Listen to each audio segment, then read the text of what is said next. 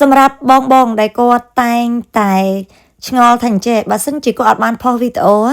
អញ្ចឹងតើគាត់អាចរកលុយបានអត់ជួនកាលទៅថ្ងៃខ្លះគាត់រវល់គាត់បានផុសវីដេអូទេអូខេមកអា 2CM ឬក៏គេហៅថា content monetization ហ្នឹងណាសំណប់ចិត្តផុសអីក៏បានលុយដែរណាមិនថាវីដេអូវែងវីដេអូខ្លីរូបភាពរូបស្លឹកអក្សរ story ទេគឺបានលុយតែទាំងអស់ហ្នឹងសំខាន់គឺឲ្យតែ page យើង active ឧទាហរណ៍ថ្ងៃនេះយើងផុស5វីដេអូតែចៃដន្យអីស្អែកយើងអញ្ជើញទៅក្រៅដើរលេងទៅកន្លែងតំបន់អត់មានសេវាអត់មានអីទៅកោះទៅអីអញ្ចឹងណាចាធ្វើដំណើរកំសាន្តអីអញ្ចឹងទៅយើងអត់បានផុសវីដេអូទេ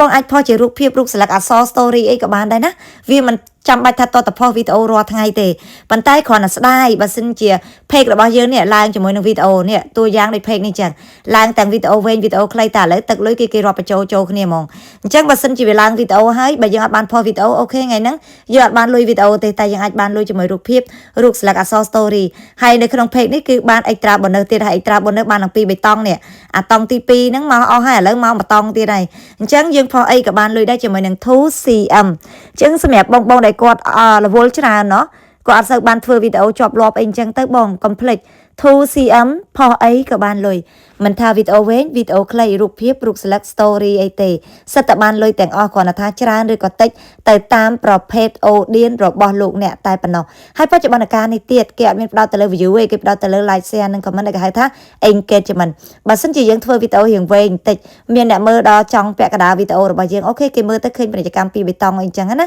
ចាប៉ុន្តែគេផ្ដោតទៅលើ engagement ថាតើអ្នកតាមដានយើងហ្នឹងគាត់បានមើលឬក៏គាត់បានឆ្លាញ់នៅវីដេអូគ្រប់ត្រូលវីដេអូរបស់យើងហ្នឹងបានកម្រិតប៉ុណ្ណាដែរចា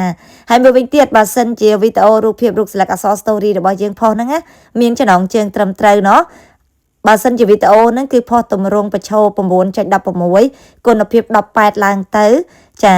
ហើយវីដេអូរៀងវែងតិចលើសពី15វិនាទីអូខេសិតតែរាប់បញ្ចូលលុយឲ្យហើយផ្ដោតទៅលើ engagement អញ្ចឹងស្ដាប់ចិត្តទាំងអស់គ្នាឱកាសរកលុយគឺមានច្រើនខ្លាំងមែនទែនជាមួយនឹង 2CM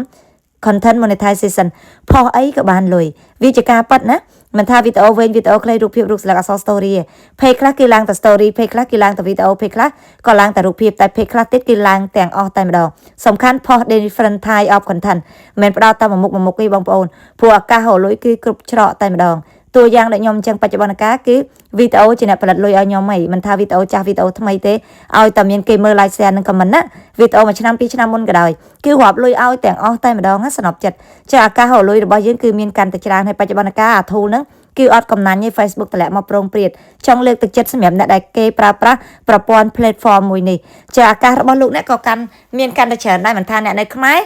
មិនថានៅក្នុងប្រទេសដែល support country ឬក៏មិន support country ទេឱកាសដែលទទួលបានការ invite ឲ្យរលុយគឺមានដូចគ្នាគ្រាន់តែថាពេលដែលគេ invite ឲ្យយើងត្រូវតែ set up ដាក់កងបរទេសតែប៉ុណ្ណោះតែបើសិនជាយើងមានរៀនមានគ្រូមានគ្រប់មានក្រុមមានគេជួយគឺអត់ពិបាកទេ technique ទាំងអស់នេះទោះបីជាយើងរស់នៅក្នុងប្រទេសណាក៏ដោយ